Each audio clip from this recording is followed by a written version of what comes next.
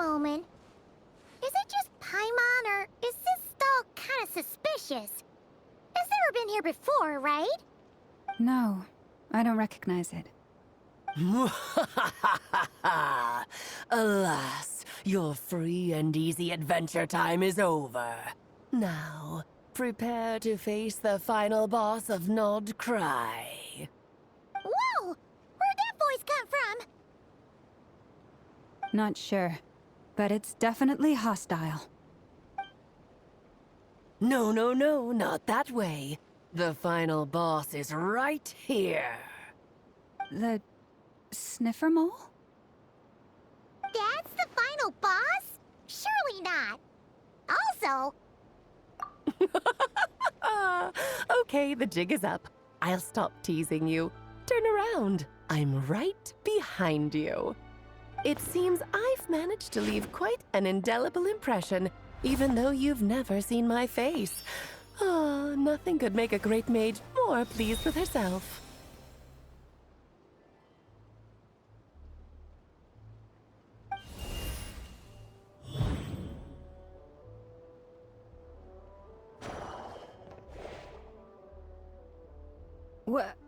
What is going on? I've heard that all the big shots in Teyvat have long, wordy titles that stun people speechless when they make their entrance. Unfortunately, none of them are affiliated with the Hexenzirkel, and we ourselves keep a very low profile. The notorious name-dropping doesn't quite work for us. Still, I, for one, think I'm really quite amazing. So that didn't stop me from coming up with a title anyway. Alice? It's really you this time? Not a lantern or a Dodoko, but Alice in the flesh? Oh, that's right. So, what do you think? How does it feel to finally meet me? You look like... Oh, that's the first thing you thought. A little surprising, but that actually makes me very happy. Because that means that when Klee grows up, she'll be just as stunningly beautiful as her mother. So she's a friend of yours? Kind of. This is actually the first time we've seen her in person. I see. Madam Mage, that was, quite a powerful entrance. I certainly won't be forgetting it anytime soon. It's okay, Lauma, don't force it. Paimon will do the honors. This is Alice from the Hexenzirkel. She's a friend of ours, and of Arcus, too. That's right. She's a good person, just kinda unpredictable. Well, what is the human heart if not unpredictable? Hmm? If we could not do as we please, how would we differ from machines? I am Lauma, Moon Chanter of the Frost Moon Scions. It is a pleasure to meet you. Oh, I know. Before you got here, I spent a good, 15 minutes getting up to speed on Nodkrai's present situation. In other words, I've read the whole in the last episode part, so we can skip the pleasantries. Fair enough. Well, Miss Alice, I can already tell that you have quite a unique personality. He'll get used to it. Paimon sure is. So anyway, what are you doing in Nodkrai, Alice? Oh, I thought I told you already. This time, I'm the final boss. And what a formidable foe I shall be. Powerful, confident, decisive, and good luck finding my weak spot. You will never succeed. Oh, drat! My one weakness, and you found it in an instant. Fate has been dealt a devastating blow. Thus falls the great Dodo King. Why are you playing along with this nonsense? For funsies, of course. What's wrong, Paimon? Are you disappointed in me? Am I a gigantic letdown? No, it's just... You seem like a busy lady. And this is the one time you've shown up in person. Paimon figured it would be for something more high stakes than just goofing around. You're quite right. I'm here in Nodkrai because something big happened. Something big enough it caught the attention of the Hexen Circle. It concerns the 3 moons, Tevat's borders, and of course, the moon goddess you are currently searching for. Kind of. Why don't we discuss this over a pot of tea? My main reason for coming on this trip to Tevat was, of course, to have some fun. But I do technically have a job to do as well, namely, maintaining the stability of Tevat's borders. I'll skip over the complicated parts, but to sum it up, abyssal energies are all that lie beyond Tevat's border. We'd find ourselves in a real pickle if they ever made it through. And the phantoms you've been seeing are a sign that the border has been disturbed. Ah, no wonder they tend to show up around Moon Prayer Night. Is it because the real moon is now so close to us that its power can cross the border? In part, but only a negligible amount passes through. Just enough to influence the verdant crests and so on. And as you've noticed, there has been an unprecedented number of phantoms appearing this year. The influence of the moon beyond the border cannot explain this. No, there is another far greater factor at play. The trilunar syzygy. A trilunar syzygy. Eons ago, before the heavenly principles came to Tevat, it was the then 3 moon goddesses who controlled the laws of this world.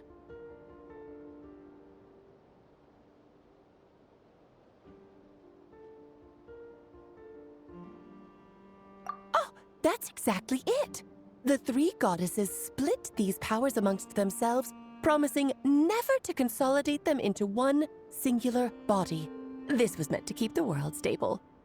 But, fast-forwarding to the present, the eternal moon's marrow is with you, while the iridescent moon's marrow, which should never have appeared in this world, has been retrieved. Add that to the presence of a moon goddess in the flesh and... the power of all 3 moons is gathered here in Nodkrai. There hasn't been an event like this since the War of Funerary Flame. And it's having a noticeable effect on Tevat's borders. Because I wish to give my darling daughter a peaceful, sunny environment to grow up in. Is that a good enough reason? Kinda sounds like you're dodging the question, but it does make sense. Well, that's one reason anyway, and the most important one. The others are a little complicated to explain. For instance, cleaning up after dearest Miss R. Albedo could tell you more about that if you're curious, but right now, I have a more important question to ask you. Why are you collecting the moon marrows? I see. Nicole told me about that legend once. Nicole? You mean Mage Anne? Oh, so you remember. Yes, of course. That was a story about fate, her area of expertise. But back to the story of our dear moon goddess.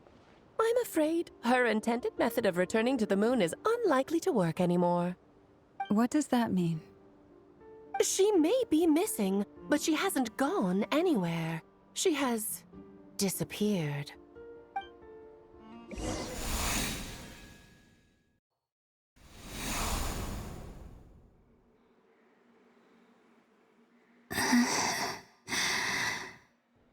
My body is so heavy.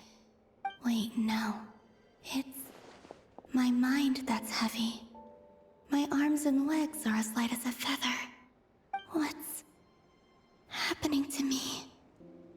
I feel drowsy, like I've been asleep for too long. Is it daytime or nighttime? Is the moon out?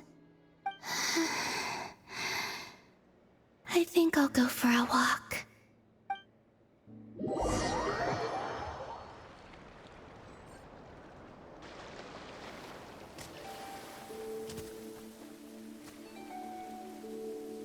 Are you out for a walk too? Huh?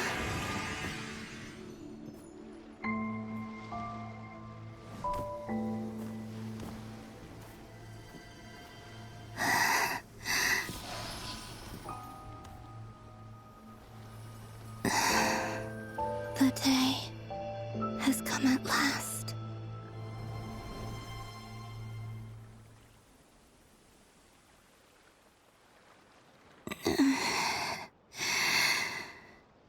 Have I grown so weak that I can't even sustain my physical form? But Moon Prayer Night is nearly here. I was so close to returning home. Death is near. Is this how it ends for me? Will I return to the moon after I disappear? Or... I don't want it to end like this. So far, at least, I still exist. Even if not physically, I can still feel. But as my power wanes, I'm sure that too will fade. I suppose I might take one final look at this world. The world where I was born.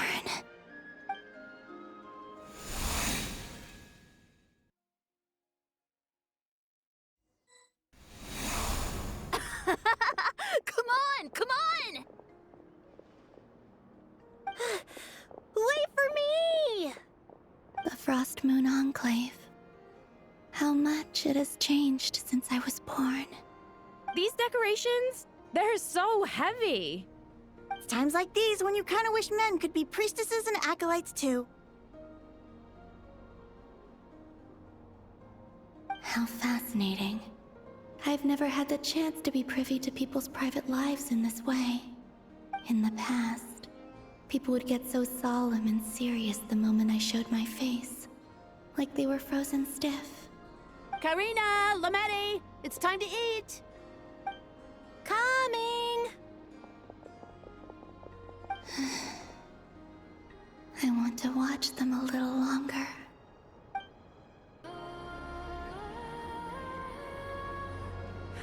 So just fill these balloons with air, right?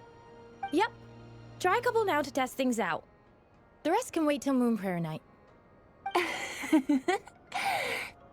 Think fast. Rita! Teasing an acolyte of the Frost Moon Scions? Surely that's a punishable offense. Take this!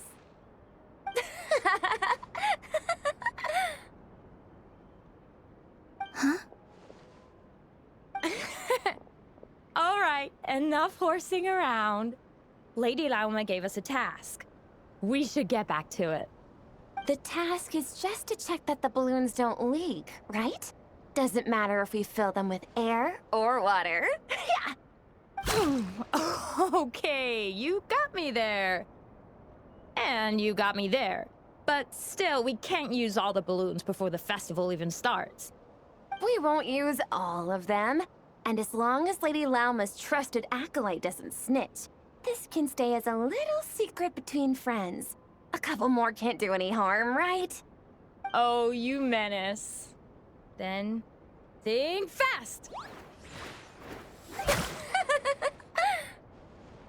Is pumping a balloon full of water really so much fun?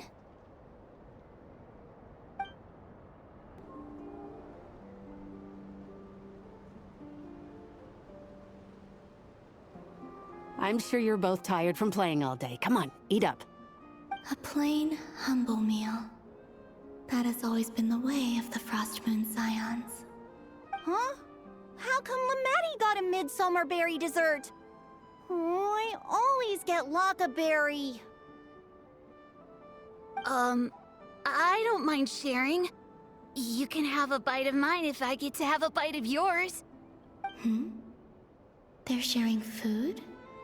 I've never shared food with anyone before.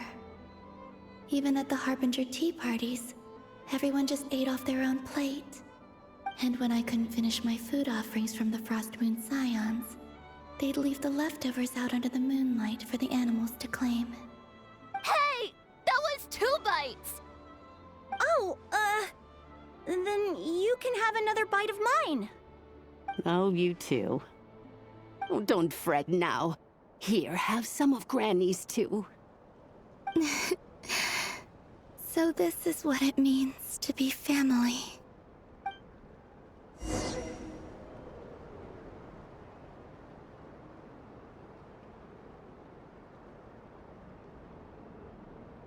I'm seeing so much that I'd never usually get to see. They'd never act like this when I was around. It's nice, being able to just watch people in peace in these final moments. What a rare opportunity. I think I'll go take a look around Nasha Town, too. Maybe the Traveler will be there.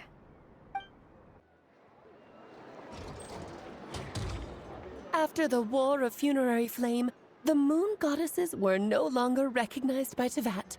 They lost the whole foundation for their existence. That's why the Moon Goddess's strength is fading. She cannot withstand the world's rejection of her.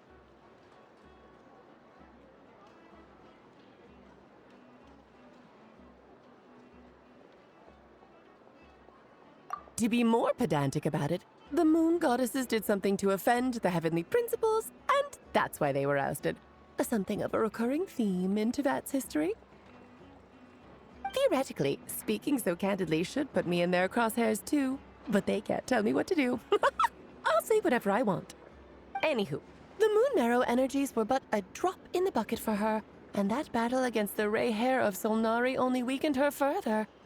Fortunately, it happened close enough to Moon Prayer Night when the Kuvaki concentration here is high.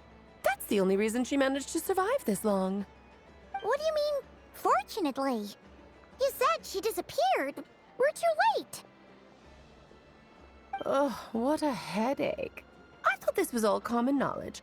I guess I have some more explaining to do. Okay, buckle up. It's time for another lecture.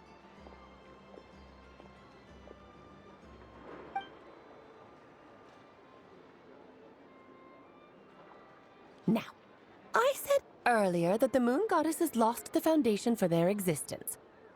The reason for that has to do with the natural order. Basically, the rationale for their existence in Teyvat was lost.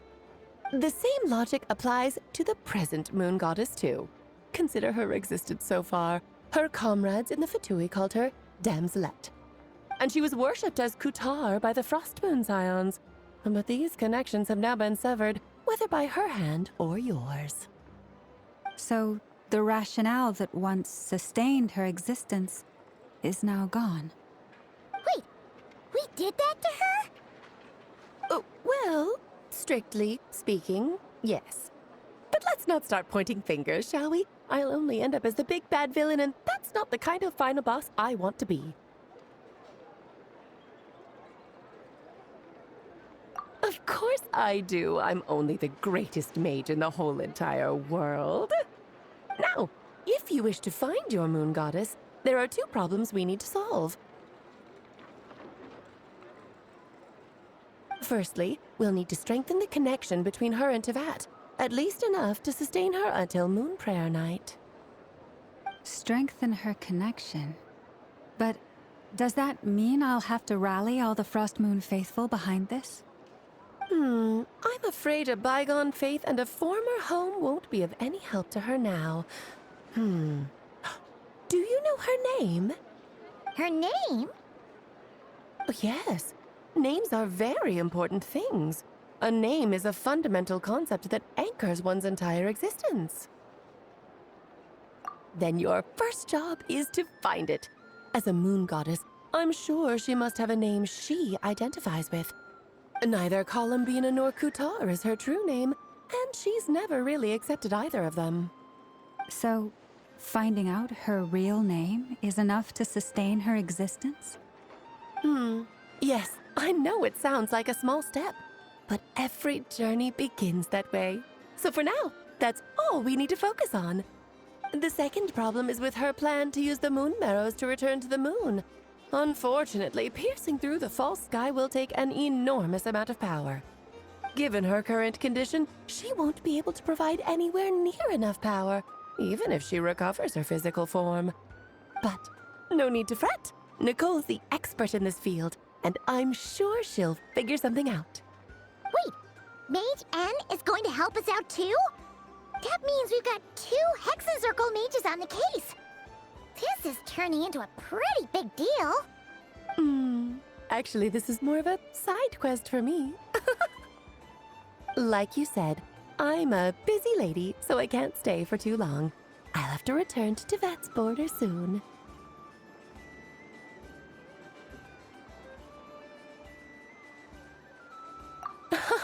That's the upside you get for looking out for my little Klee. Hopefully that will incentivize you to carry on keeping her company in the future. Anyway, jokes aside, you'd better get moving. It will take quite a miracle for the Moon Goddess's consciousness to hold out till Moon Prayer Night. Oh, I suppose I might as well tell you where Nicole is before I leave. Off you go now. Time to meet your new friend. Oh, yes, and a little suggestion. Don't forget to mind your heads. What? I wonder how Durin's doing. I should really go see him before I head back. You really are super busy. I most certainly am. There's so many children I have to keep tabs on just in Mondstadt. Durin, Albedo, Venti, Varka. Klee didn't make the list, huh? Of course not. Klee is my pride and joy. I have no qualms about her, because she's the best child in the whole wide world. Yep. Klee's a little angel. I'm glad you agree. Well, all the best. See you when I see you.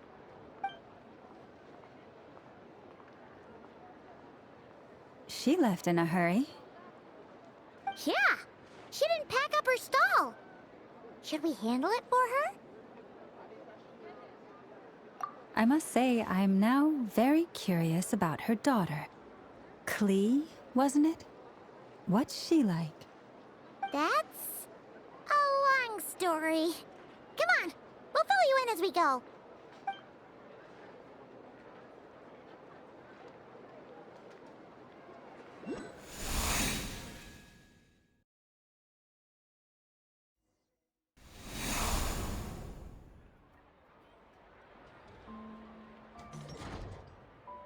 What a lively place. I've never experienced Nasha Town like this before. Hey, you old geezer! Your hammer's rusted through! Who are you calling old geezer? Are they quarreling? I'm looking right at him! You've really gone downhill since giving your daughter free rein in the workshop. Can you even swing a hammer anymore? It shouldn't take you days just to fix a single chair! You might as well use that hammer to massage my back for all the good it's doing. Don't run your mouth, or you'll get a back massage that'll put you in bed for the rest of your life. Look, the materials haven't arrived yet, all right? You know how busy it gets in the days before Moon Prayer Night. I'll bet you send all the materials to your little princess. Blood's always thicker than water, huh?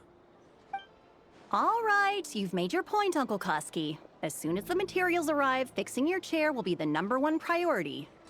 And Dad, if you've got time to chat, why don't you lend me a hand, See? Lolka knows what the score is. I guess they're friends. But the way they spoke to each other was so ugly.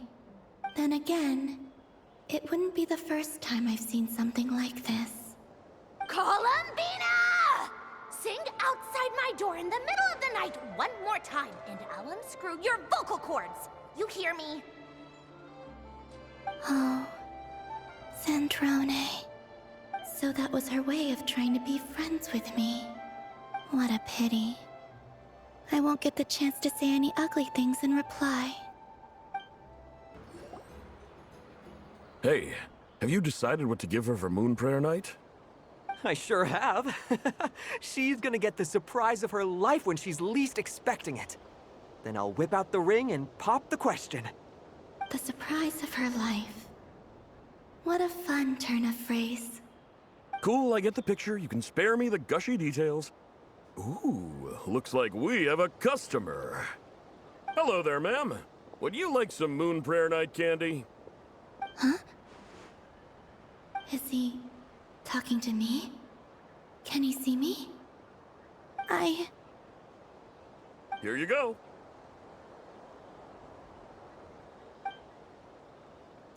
Oh.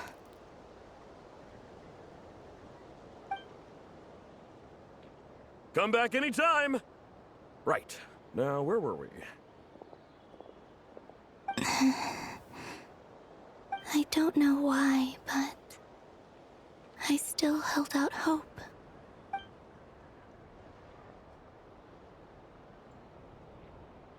The most important thing right now is to find that mage. This name thing seems super important too, but where do we even start looking? I'd better go pay the Fatui a visit.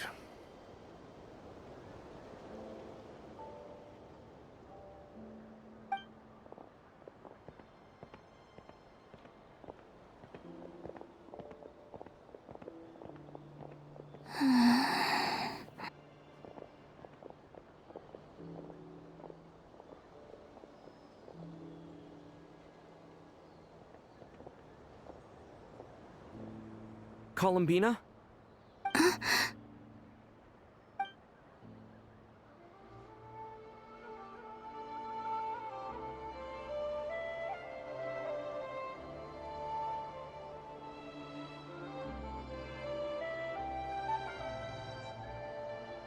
Traveler?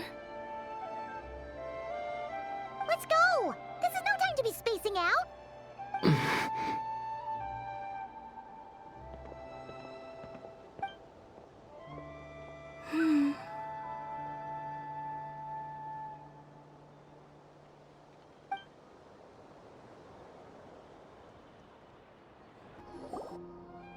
Where are they going?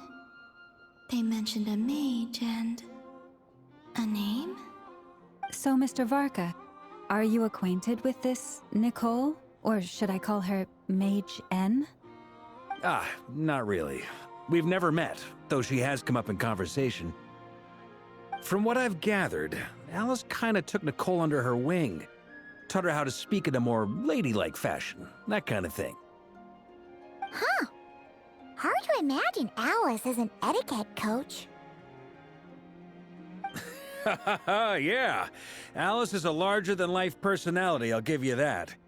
But then again, that's why she's able to draw such an eclectic mix of people into her inner circle.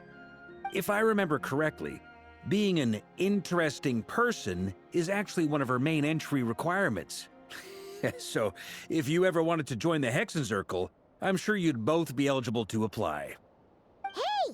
Don't go around making promises on Alice's behalf! I wouldn't dare. I'm just trying to paint a picture of the Hexenzirkel for you. Okay, sure. Anyway, since none of us have ever met Nicole, how are we supposed to find her? We can't just go up to every woman in sight and ask, "Hey, are you Nicole?" Maybe something she's wearing will give it away? Like, a windbloom pinned to her chest or something. Wait a minute. Alice never said Nicole was from Mondstadt. Oh, true.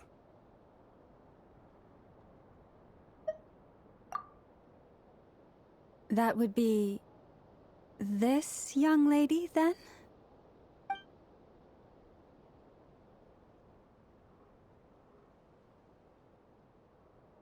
Hey there! Sorry to disturb you, but... are you Miss Nicole? Varka, Knight of Boreas of the Knights of Favonius. Alice might have mentioned me before. Mm-mm. Ah! Have we got the wrong person? Sorry. Well, this is awkward. When I shook my head, I meant, no, Alice hasn't mentioned you before. Huh? Where is this voice coming from? My apologies. For certain reasons, I am unable to speak. This is the only way I can communicate with you. It might take some getting used to, but I hope you can understand. Hey, it's fine. I'm more shocked by the fact that Alice never speaks about me. I mean,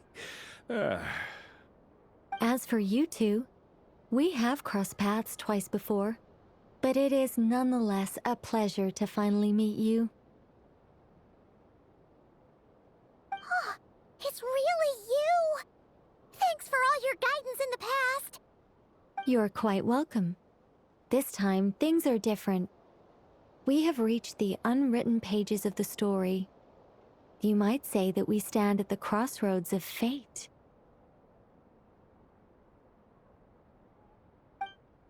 Now then, allow me to formally introduce myself. My name is... No, stop! Alice! I can't believe it! I had a whole speech prepared. I'd agonized over every single word. She always picks the worst moments to ruin other people's plans. I'm so sorry about that. Alice took the liberty of devising some bespoke self-introduction magic for each member of the Hexen Circle. But I could have sworn I deleted all of the triggering conditions for it. How did it bypass everything? Oh gosh, this is so embarrassing. This is a very different side of Nicole than what we're used to. Is she not used to face-to-face interactions? Don't worry about it. We've seen that introduction magic once already, so it wasn't too much of a shock. Please go on, Miss Nicole. We'd love to hear what you have to say, or, well, communicate. Huh? Are they talking to this lady? But...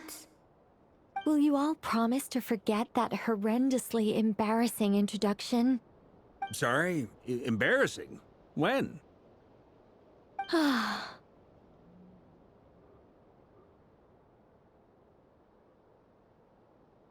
Yes, my name is Nicole, and I am one of a very few angels who have retained both their preferred form and their power. The Traveler and Paimon should be no strangers to this concept. There is another of our kind in Natlan. They call her the Lord of the Night. All right! Paimon remembers her.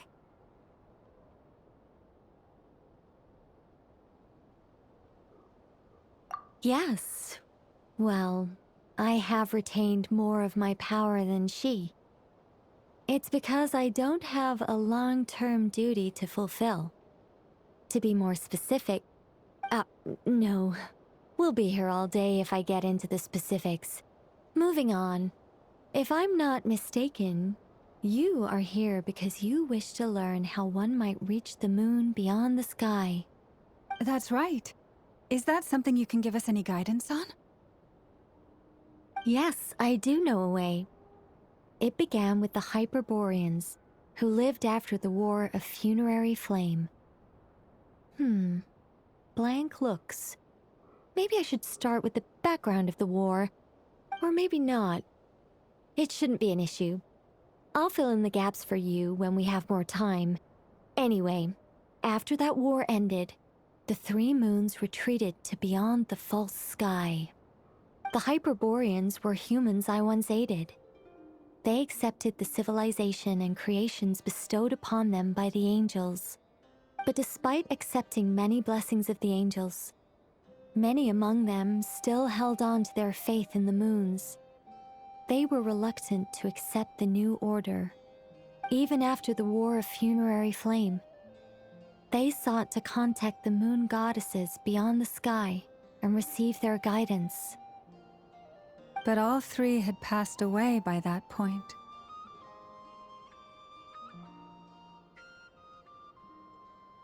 This mage has a unique method of communicating. Is she talking about the moons? Yes, but they did not know. And so, still they prayed for the moon goddess's mercy. After building titanic structures that consumed vast amounts of Kuvaki, at last they glimpsed the moons and heard their voices. But of course, they were gravely disappointed.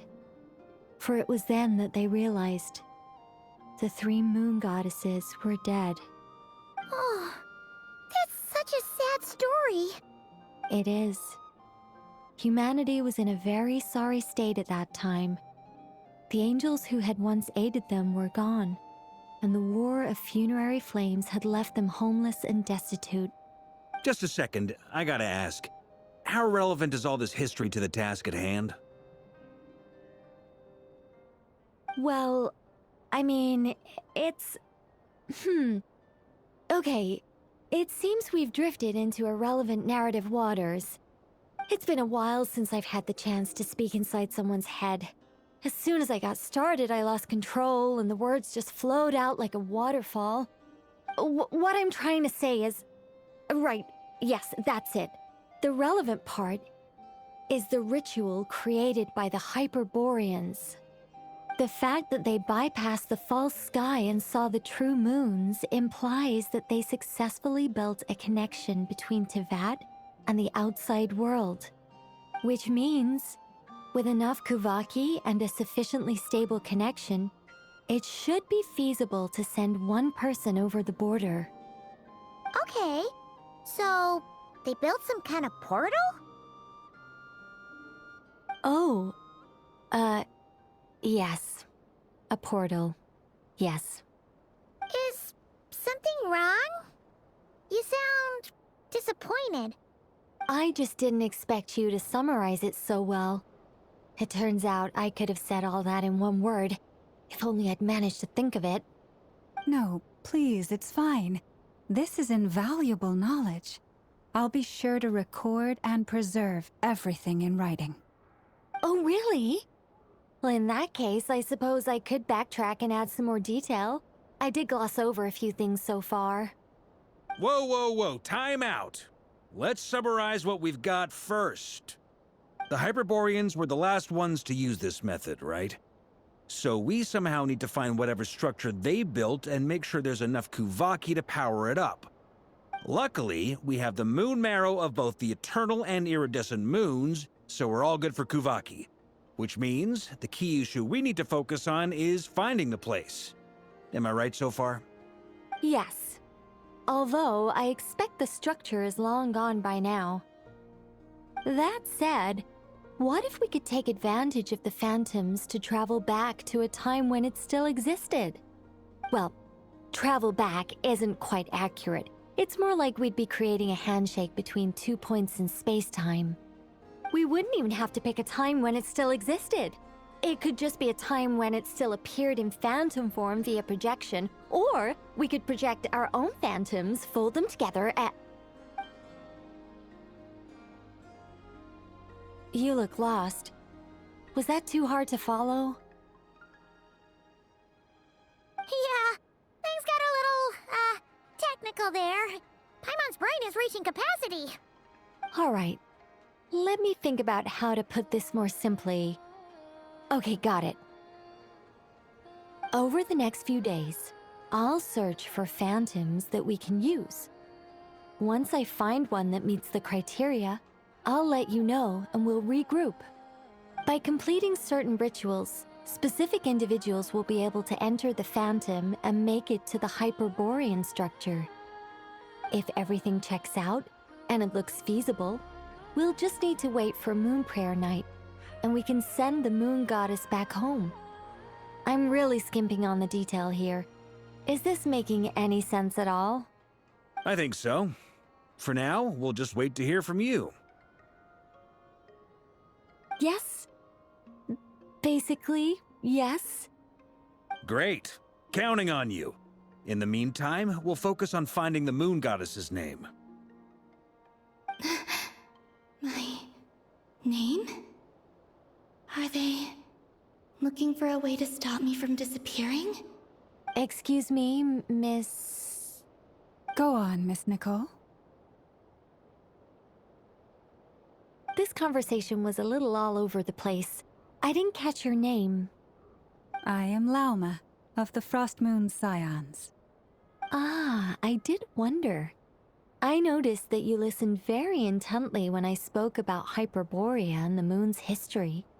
If you'd be interested, I'd love to visit you this evening and go through it again in greater detail.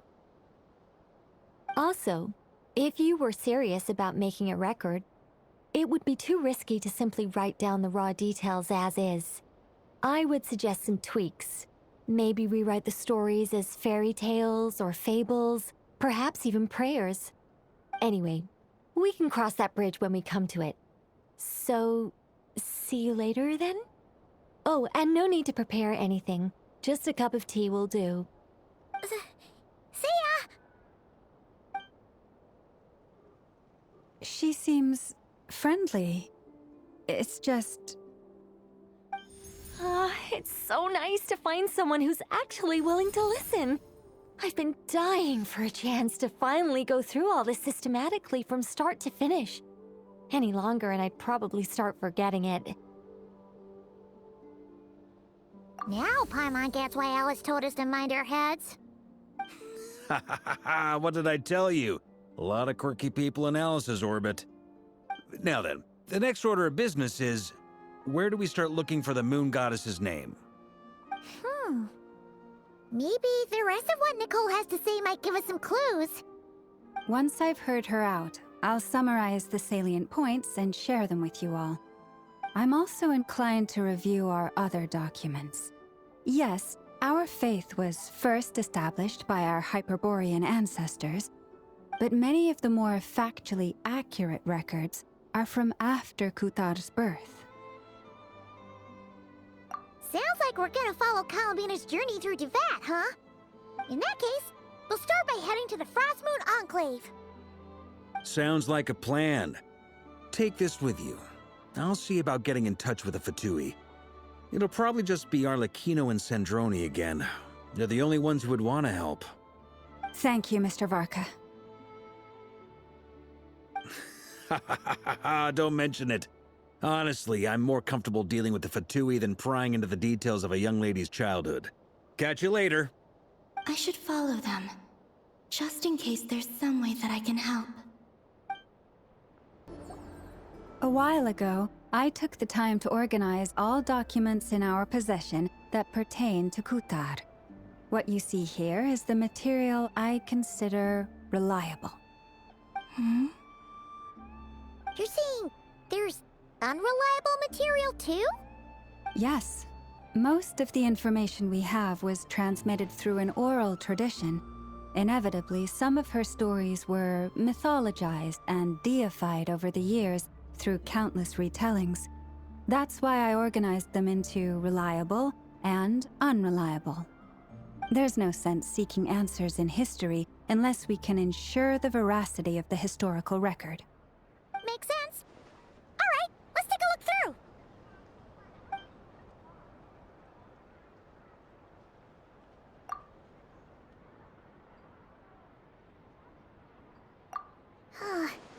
Almost all these records refer to Kutar instead of Columbina. Although neither of those is her real name. Paimon's not sure what point she's trying to make. What we can gather from these records is that the Frostmoon Scions worshipped her as a god, placing impossible expectations upon her. I cannot fault them for their earnest faith, but for all their devotion, worshipping her day in, day out changed nothing.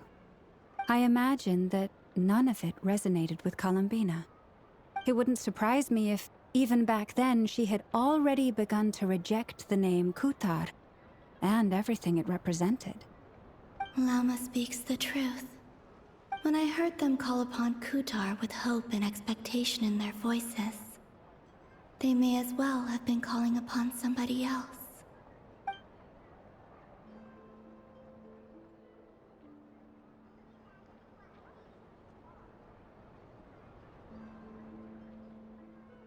Well, that's a bit complicated.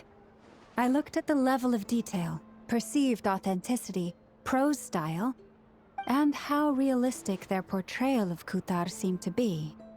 Amongst the Frostmoon Scions of today, only I know of her existence, and I alone have spoken to her face to face. As such, I know that there are certain things she simply would never do.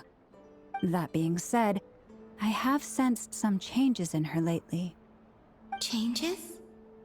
Me? Well, for what it's worth, why don't we check the unreliable sources too? Sure. Give me a moment.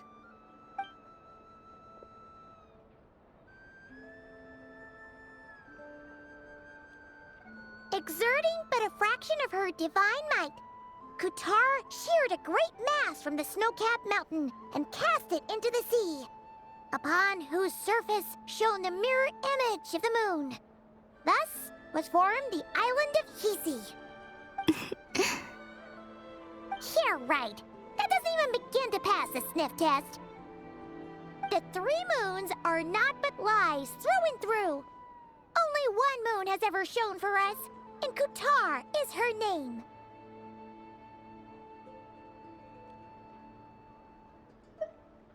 The vast majority of ancient texts are filled with fanciful tales like these. I trust you understand my criteria a little better now. Kutar did not speak, merely gazing into the distance in silence. And where her gaze landed, this was her prophecy. Clearly, whoever wrote this text never even met Kutar. Otherwise, they'd know that her eyes are always closed. What about you, Traveler? What are you reading? Come on, let Paimon see. The child wished to build a wooden nest with which to shield a fledgling bird from the cold. But being so young and lacking in strength, the child could not snap the branches from the trees. Kutar was passing by. Upon seeing the child, she summoned forth the Kuhenki, who built a beautiful nest for the child. I remember that. Not knowing the meaning of Kutar's divine intervention, the child dared not to respond, and thus ran home to call their parents. But Kutar was gone. The Moon-Chanter declared the event a miracle and took the nest as a relic, placing it on high for all to see. The child was named as one favored by the goddess, and was greatly respected amongst the people. Yet, no further miracles were bestowed, and this matter was forgotten in but a few years. Huh. Any thoughts after reading that?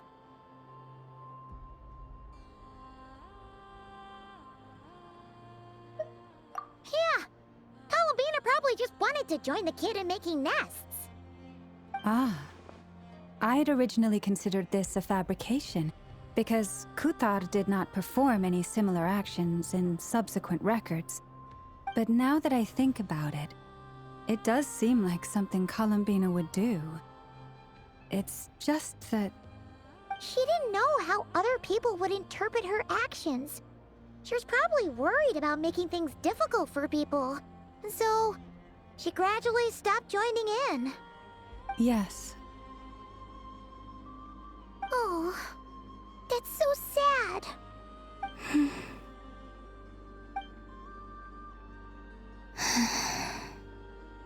And now, I can make no such gestures of warmth, even if I want to.